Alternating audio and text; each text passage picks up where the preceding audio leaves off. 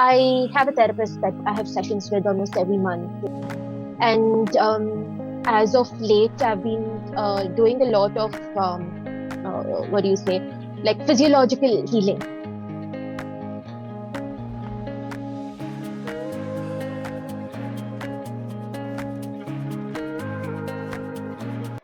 Hello, all. Welcome to Sound Mind and welcome to our today's episode. Today's episode, we have a guest who has a diverse skill set, who is a consultant psychologist who specializes in art based therapy. She is also a degree college professor and she actively works with NGOs as well. So, today's episode was all about all these aspects, a little bit about aspects of academic life, the teacher student relation, and as a psychologist, how she is dealing with her issues. We talked about that as well. Apart from it, we had a very interesting, fun, and soothing activity which you guys can perform with us as well. So, you can sit with a pencil and paper in today's episode. It will be a sneak peek for you guys about what actually happens in the art based therapy session. So, if this sounds interesting to you, please stay tuned.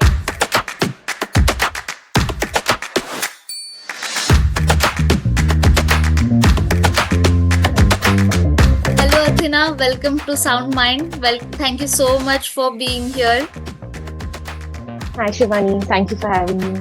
Yes. So, we would like to know a little from you as well about your brief background. So, I completed my master's in psychology, and soon after, I started teaching. I started teaching in degree college in Mangalore. And at the same time, I was also teaching teacher trainees, that is DEd in special education. So teacher trainees who would be working in special schools. Yeah, right. So during the time of COVID, I took a break from teaching and I ventured into the social development sector, which I still continue to work in. And I also did a fellowship in mental health. And about a year or year and a half back, I got back to teaching. So currently, I do both. I teach as well as I have my private practice under the name of the Wellness Place. So yeah, right now I balance both of it, teaching as well as practice. I am happy with where I am right now. I'm happy in the place I am, and I'm just hopeful about the future as well.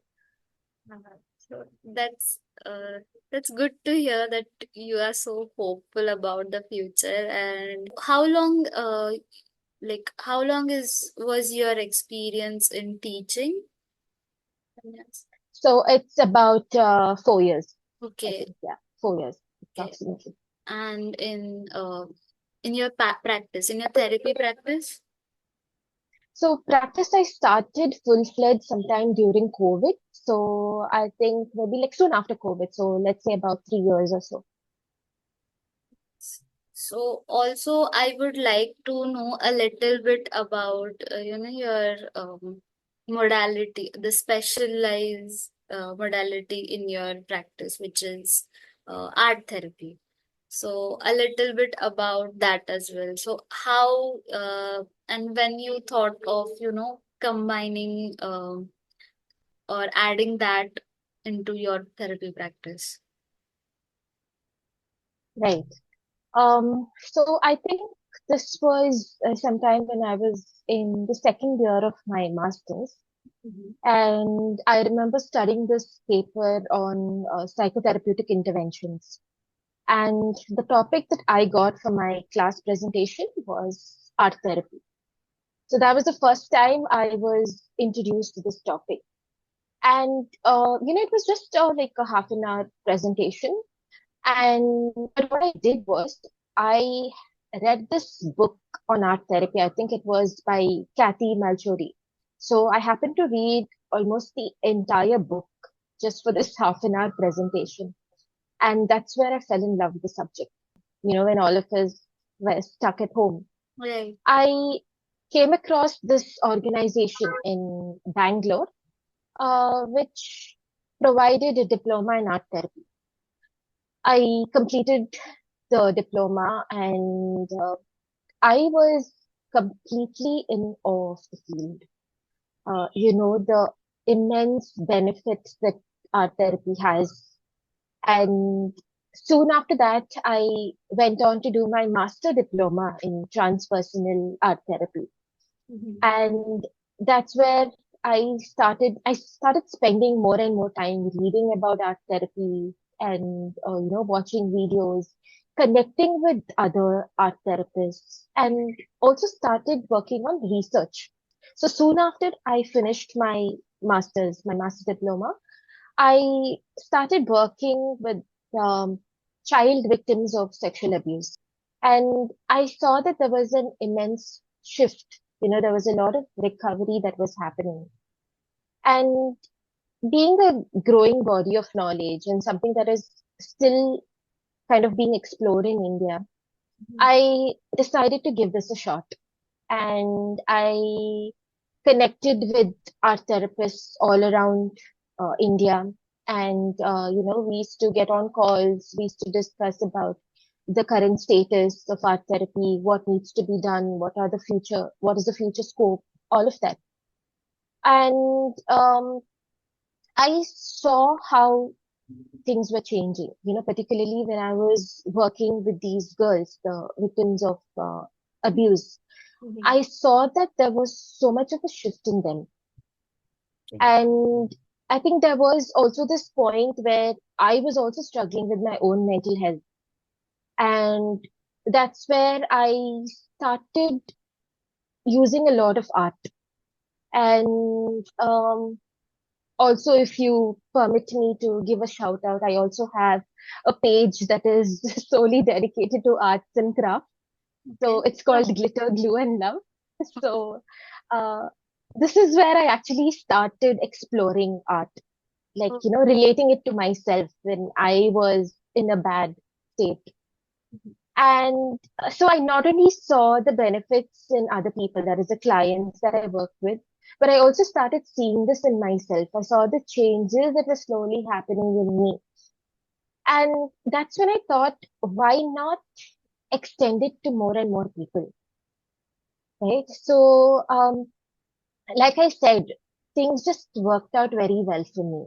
When I started using art in my own life, I also got this opportunity where I was selected for fellowship. I think that was in 2022, I guess.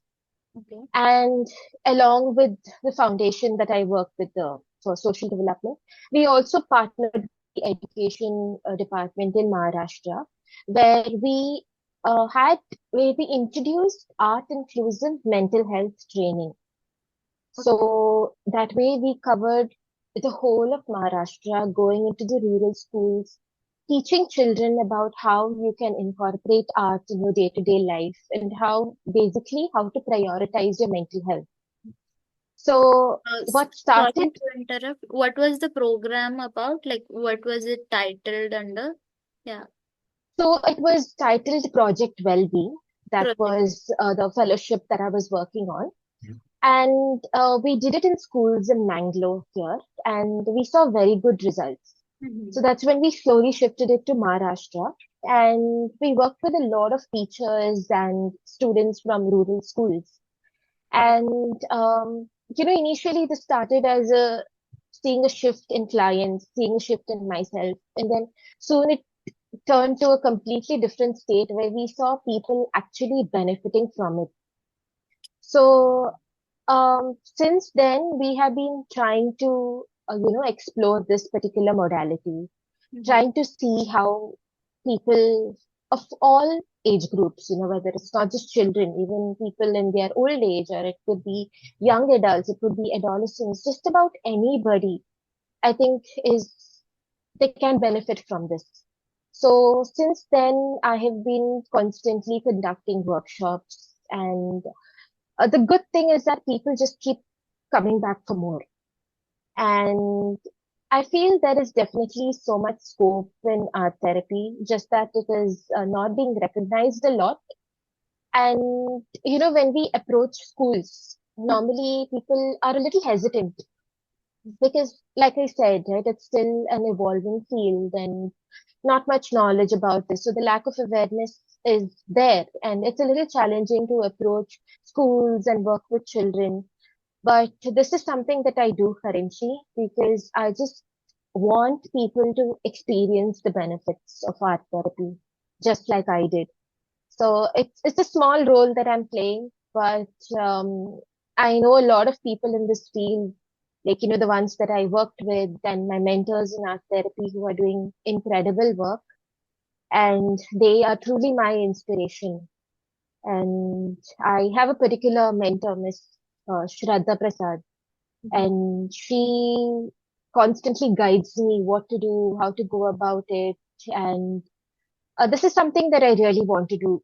How like for the people who are like unfamiliar, even I would like to know how it helps in expressing themselves. Even in general population, there are few people who are not able to verbalize or narrate or have True, that true, narrator. So how does true. this help them to express their emotions?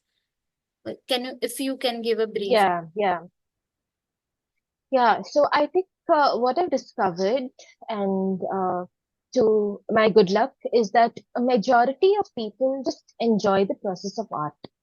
Okay. So it's probably like, let's say, out of 10 clients, there could be maybe just one person who doesn't really like engaging with colors, but majority of people really like the process. Mhm. So that makes it easier for us to work with them.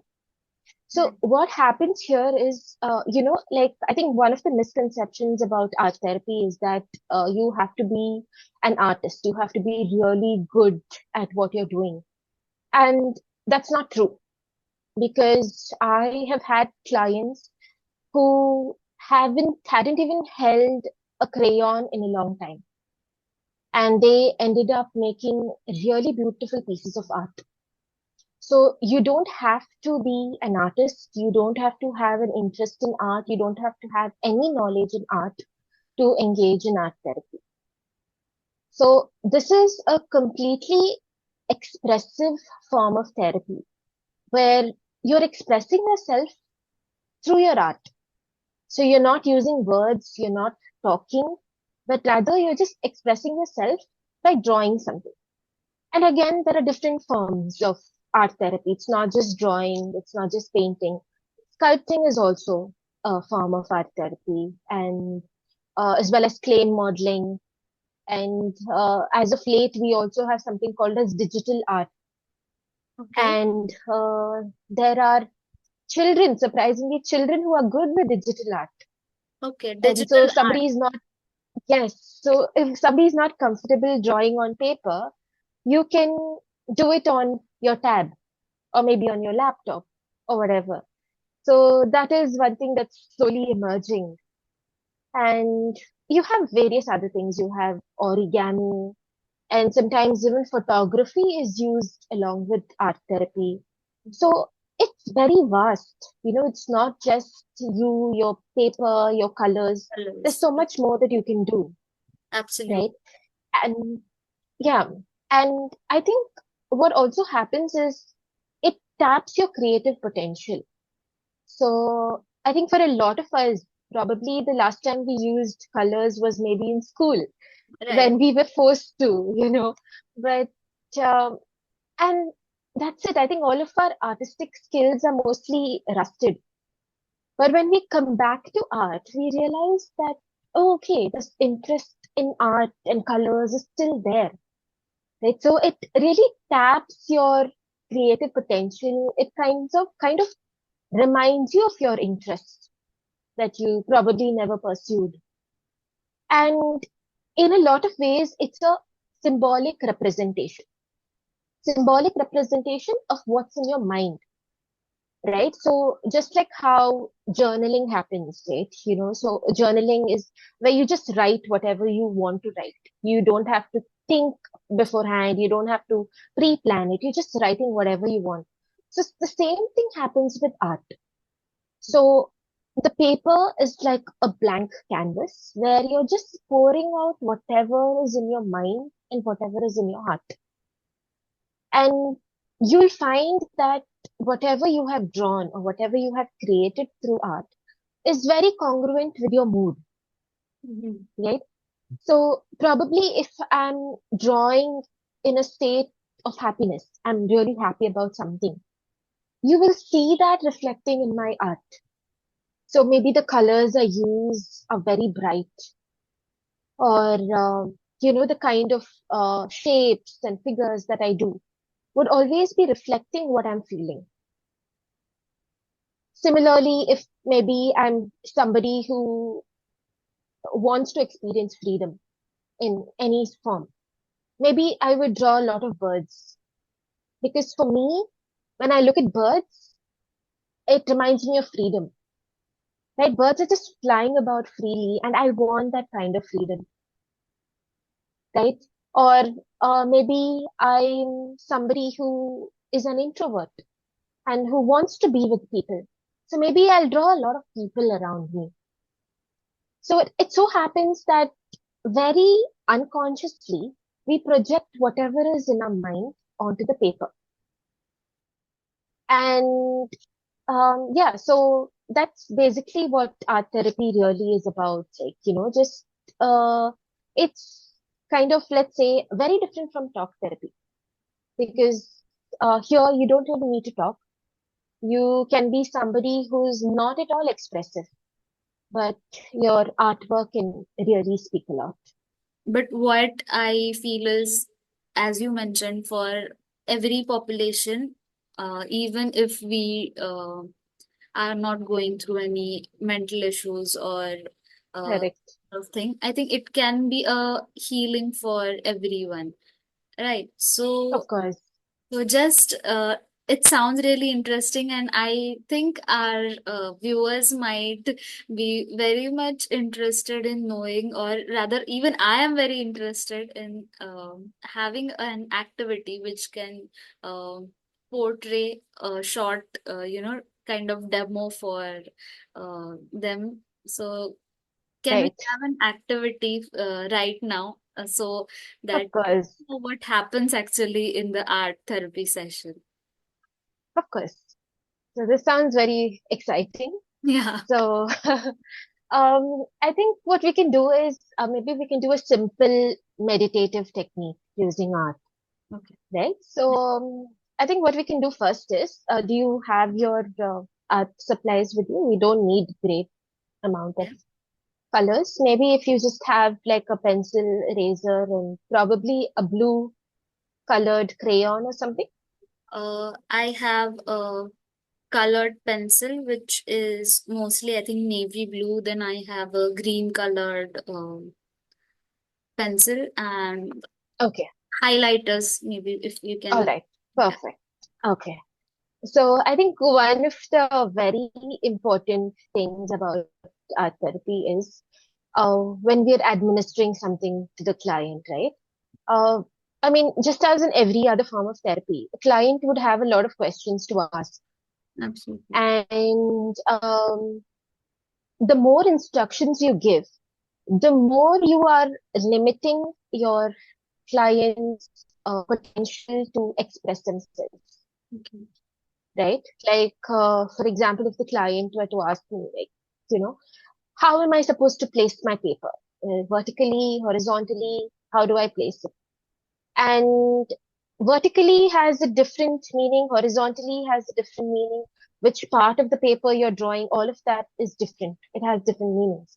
So if I were to give such instructions to the client, I wouldn't be able to see his or her genuine, reflections in the artwork.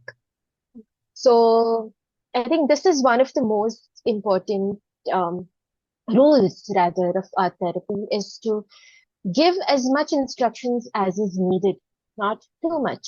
So if the client were to ask, can I use pen or can I use pencil? Can I use green? Can I use blue? You just say, you can do whatever you want. You can do as you wish. Yeah, not So to this is me telling influence, you. like, yeah, not to Exactly. influence and Ex- pollute what Correct. they're feeling, right? Correct. Yeah. Right. So, yeah. So, apart from sketch pens, though, because sketch pens is something that we normally don't use because, it creates that smudge and all of that. Mhm. And it's difficult to interpret the art. So, I think apart from sketch pens, all other forms of, I think, yeah, art mediums work quite well. Brush pens, particularly, those work really well. So, yeah, just wanted to put that out there. So I think we can start off by, like I said, it's going to be a very simple meditative Sure, activity. sure. So probably you can start off by drawing a big circle in your paper. Okay, So I'll give you instructions one after the other. okay. So you can just draw a big circle in your paper. And don't worry if it's not a perfect round. It doesn't have to be Mhm. completely fine, Yes. right? Okay. Yeah, So done. now what we do is, right, okay. So we're going to draw lines in the paper. Okay. Inside the circle, we'll be drawing lines. Now these lines are starting from down and going up and from up to down again. Okay. All right. I'll just tell you again. So we're drawing lines, like straight lines within the circle. So you're starting from down, you're going up, and then from up, you come down. And then again from down, you go up, from up, you come down. Does that make sense? Yeah. Yeah. Right? Okay. Also, Mhm. now when you're doing these lines, you have to focus on your breathing. Right? So you can take your time and do this because, like I said, it's a meditative activity. So you need to focus on your breathing, right? So when you're drawing from down to up, take an in breath, breathe in, all right? And when you're going from up to Okay. down, breathe out. Is that clear? Does that make sense? Yes, that makes absolute sense and sounds really mindful and soothing. Right, right. Right. So keep in mind that you need to focus on your breath. So when Mhm. you're going from the base of the circle to the top, you Mhm. breathe in. And when you're going from the top to the base of the circle, you breathe out.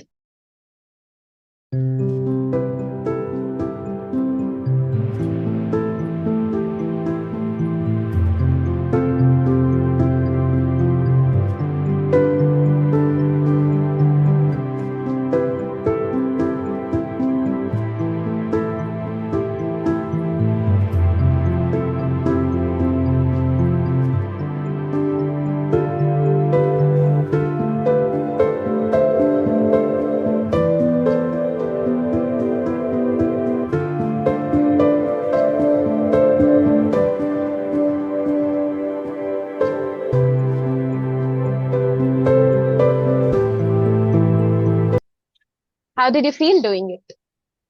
It was kind of mindfulness exercise for me, and Right, I was actually feeling that I could draw more and more, and I was much more focused on my breath and right.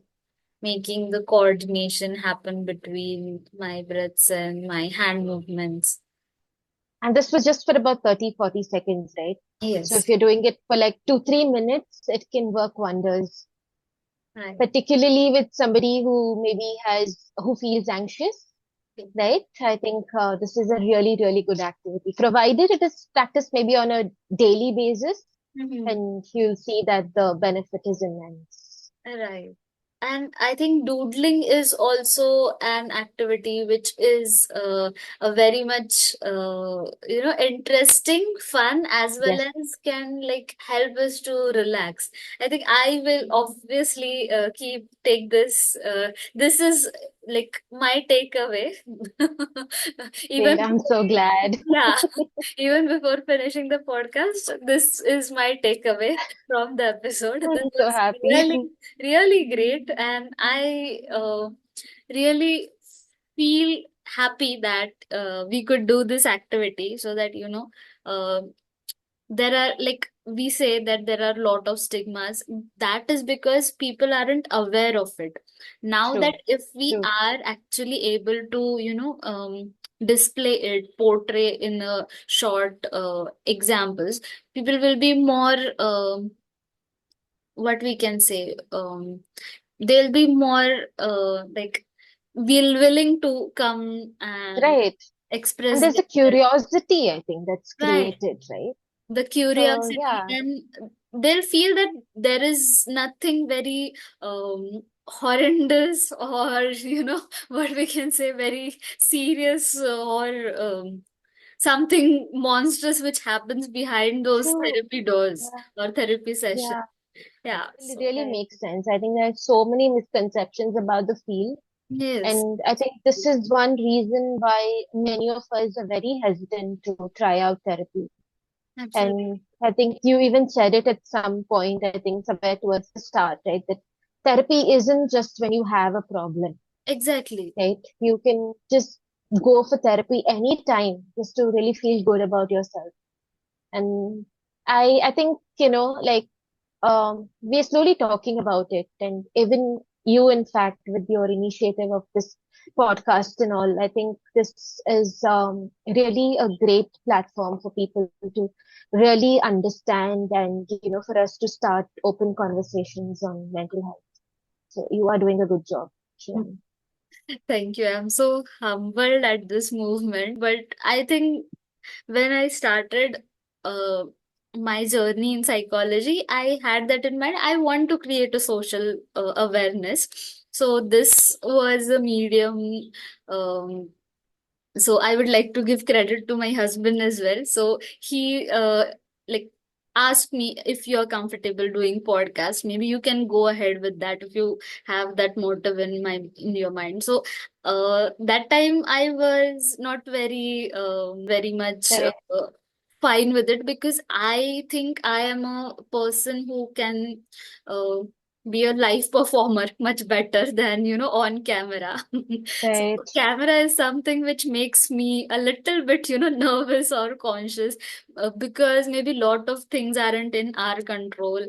I don't have Right. No, too much no. on this today's No, no, it really, really makes sense what you said. Then, I went through like your previous episode, and I think since you said you've done like quite a bit of episodes, I think this is a really good way of connecting with people because now you see that practically everybody is on their phone right. all the time, right? And when you're having such raw conversations, I think you're really getting the message out there. Exactly. And that's super helpful because I think even like a single sentence that is probably discussed would sit in someone's mind, right? Ab- And that might help them in some way or the other. In Absolutely. fact, I think even for us having this conversation, right, it's helping in some way or the other, right? We're Absolutely. learning from each other, and I think there's, we're uh, more aware of where we are heading, what we're doing. Right. I think, like even that one step, it really does matter. Absolutely. And yes, since, like, you mentioned that we were also discussing about how, not just with people with serious clinical disorders only needs therapy.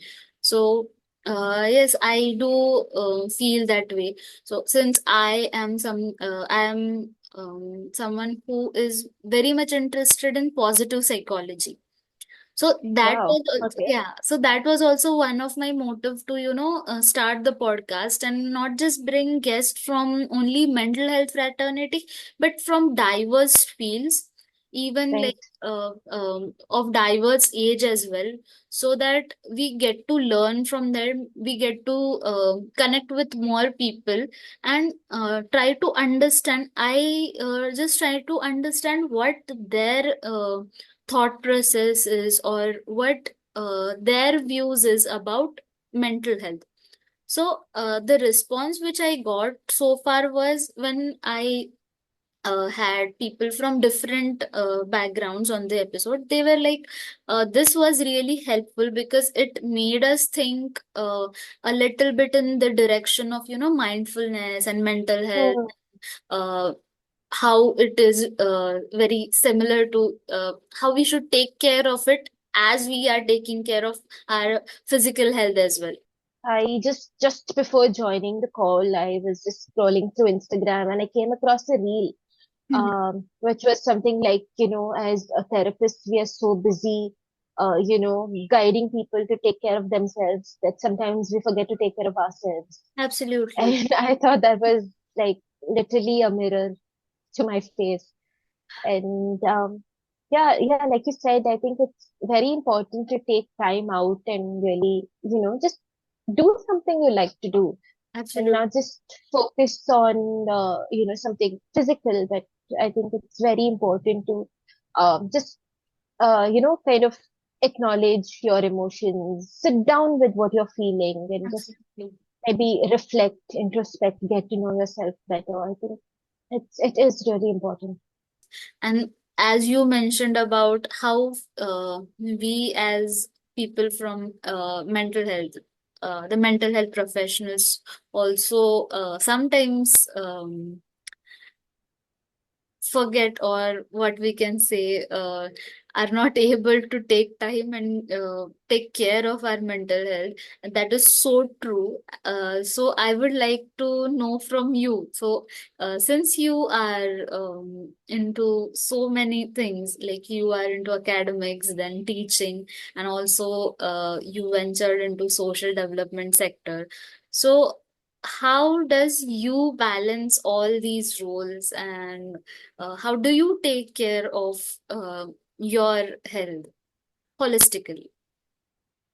Um, Honestly, I haven't found an answer to that, Okay. but I think this is something I discover every day. So honestly, I'm struggling to bring about a balance because there's so much that I want to do, and I don't see it taxing in any way because I enjoy what I do. Most of my day goes in college because it's teaching and all of that happens in college.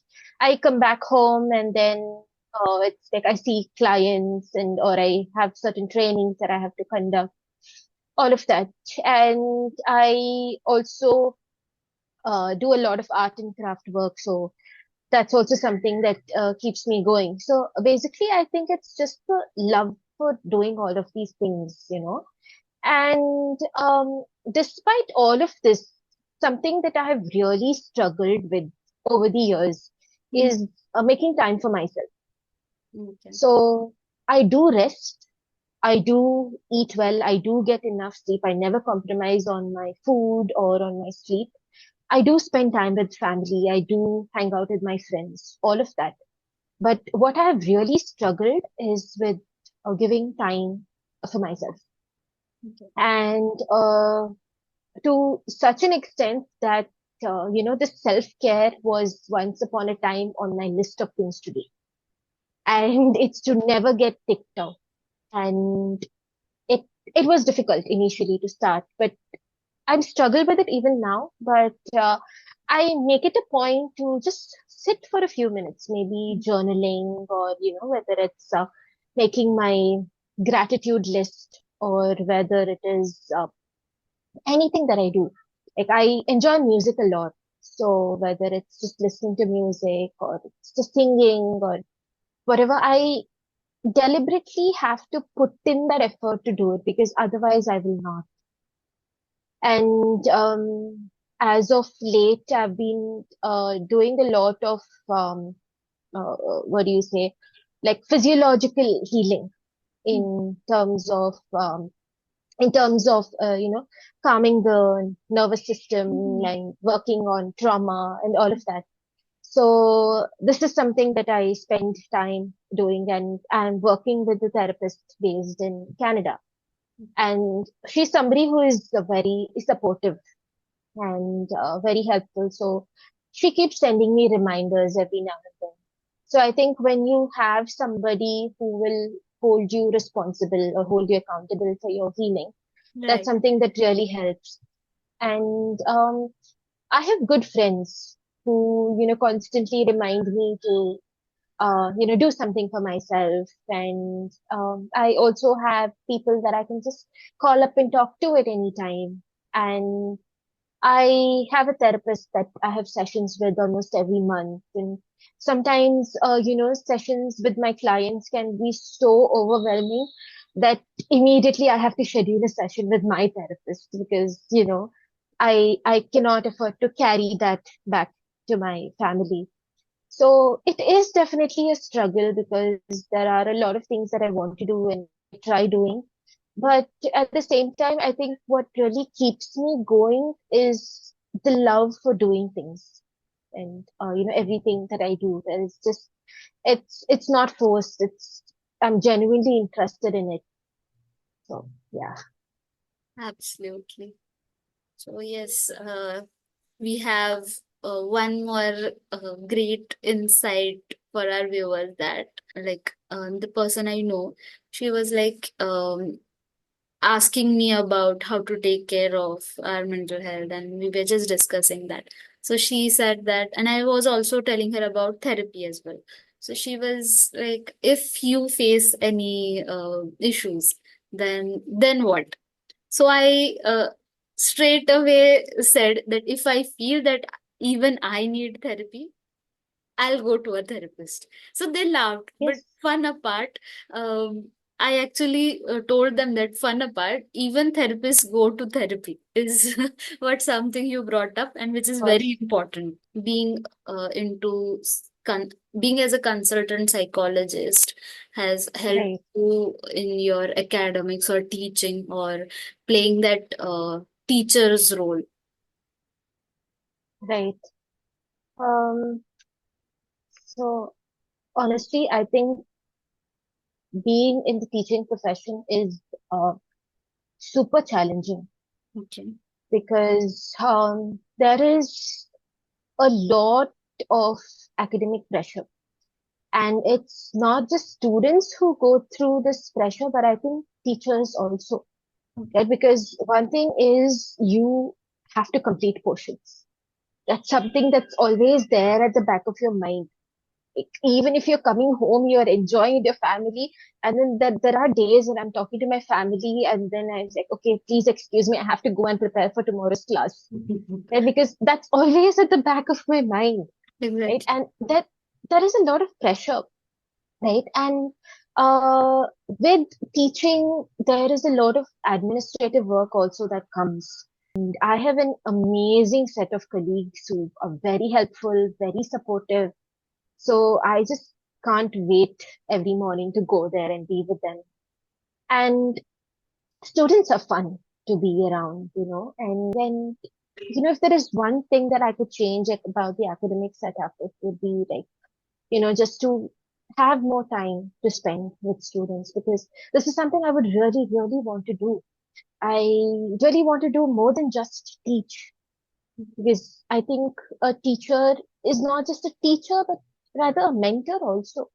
Absolutely. And although the college, expects you to, every college for that matter, expects you to, have a mentoring hour with your students and all of that. That is just 1 hour a week, right? But I would really want that to, to just get to know my students, to be with them. And I think, to give that assurance that no matter what academic stress you're going through or whatever, just that your teachers are there for you.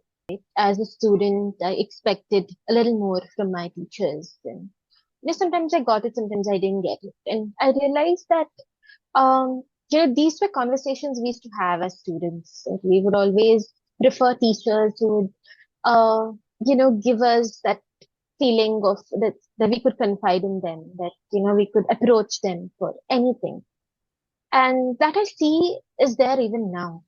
Students have that, they have that expectation. And for whatever reason, sometimes it's very difficult to be that kind of a teacher because, when you are working in a academic setup, you are bound by certain rules, certain guidelines, and this is how you have to behave with a student. This is how you need to take classes. This is how you need to be. So I think in that 1 hour or whatever that you get with your student, it's it's really difficult to do so much, to be more than just a teacher. And I realize now, what my teachers used to say, that it's not easy. And so definitely being in this field has kind of shaped the whole approach that I have towards not just my students, but I think towards anybody for that matter. Right? But I think something that has also shaped me is, my parents constantly telling me how important it is to be kind to people. And this is something I have heard since probably the day that I can even remember. And this was something that was emphasized throughout my childhood. And, not everybody is going to like you. Not everybody is going to be in, good terms with you. But when you are kind, when you are good to people, there's nothing to lose. So, just if you are comfortable, I just want to know, like, what are the things, now diving towards the personal aspects, is like things which you truly felt grateful about. You can maybe highlight any incident or anything else you feel grateful about. I think there's honestly so much. I would probably you would have to invite me for a separate podcast altogether. Great gratitude podcast, right?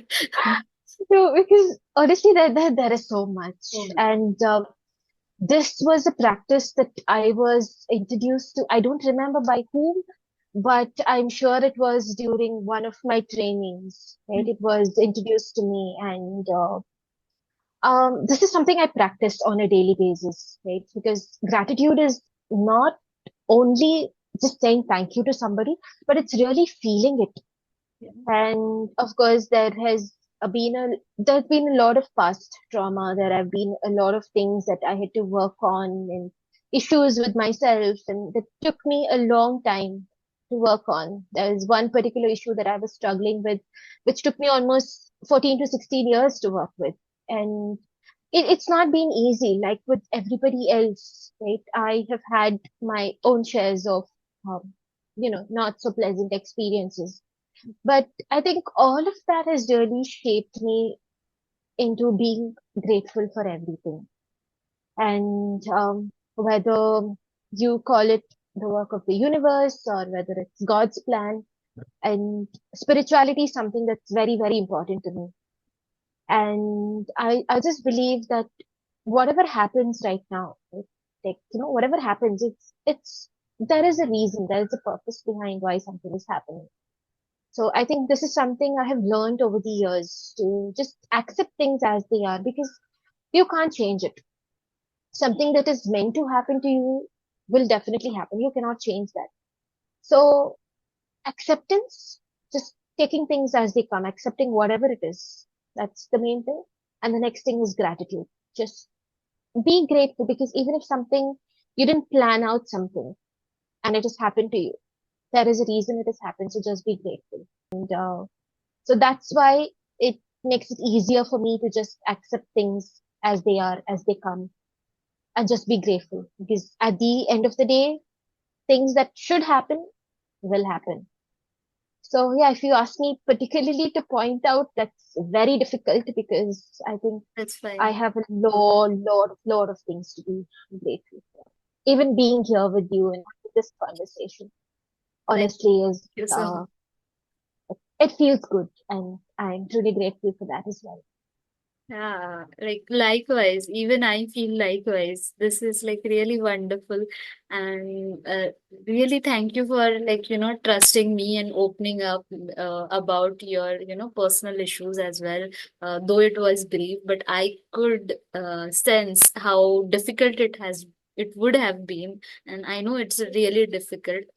And one more thing I learned from you is that being also grateful for things which uh, we did not wanted or which didn't go right away. So I Of think course. that is also really important and first step for uh, acceptance, what I can say, accepting what happened, and so that we don't have that regret and the guilt and the Very grudge, important. the like all those things. I think we hold together only when we like feel that this shouldn't have happened, and which really are heavy and pollutes a lot. Makes sense. Absolutely. Right. So this is like the two most, there are so many things to learn from him, but this the mindfulness activity, and the second thing is like being grateful for things which did not turn out well and learning from them are the two takeaways for me. So yes, there might I'm be so many humbled. more takeaways. So I think our viewers, I really motivate the viewers. Please write down in the comment that what are your takeaways from today's episode. So yes, I think you also gave you like narrated dived us like deeper into the core principles, and also final words of wisdom as well, kind of how kindness and being grateful is so important. But yes, anything you would like to add on to that, since we are moving ahead towards the end of our episode, anything you would like to discuss or add upon, Athena? Yes. Yeah. So, I think apart from what I've already said, I think one thing that I've really learned is life is too short to hold on to negativity, right? And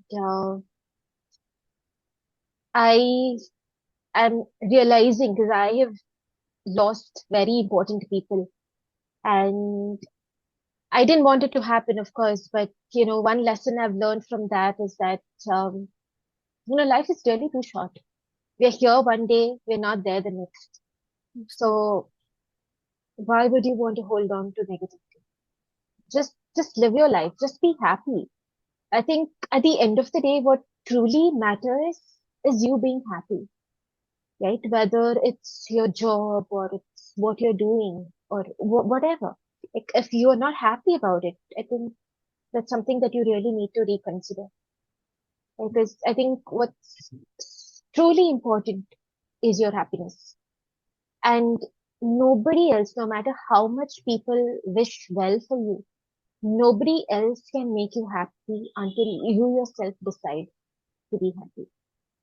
So I think it is so important to be happy, to be grateful, and to really make each day count. Because you never know when is your last day on earth. Neither is when you never know when is another person's last day on earth. So it's super essential to make each day count. That means making the best of each day.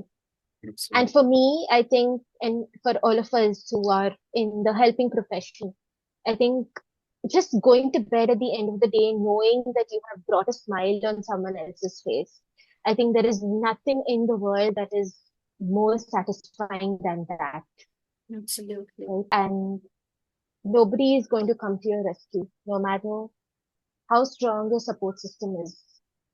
You need to focus on yourself. You need to make yourself happy, basically. And especially for us in this profession, it's only when you take care of yourself that you're able to go out and reach out to more and more people. So, yeah, I think this is all I had to say. That was wonderful. Like you put it in a very wonderful way. I just felt like listening more and more. It was really good. As you said, it didn't feel that way that we are meeting for the first time. It just felt like I'm talking to an old friend. So, Right. so yes, really thank you for trusting and sharing your journey with me, and also coming up with things which can sound vulnerable, and also sharing that. I absolutely think that will actually help people who are struggling also. So this was it, like, from my side. Thanks a lot for your precious time.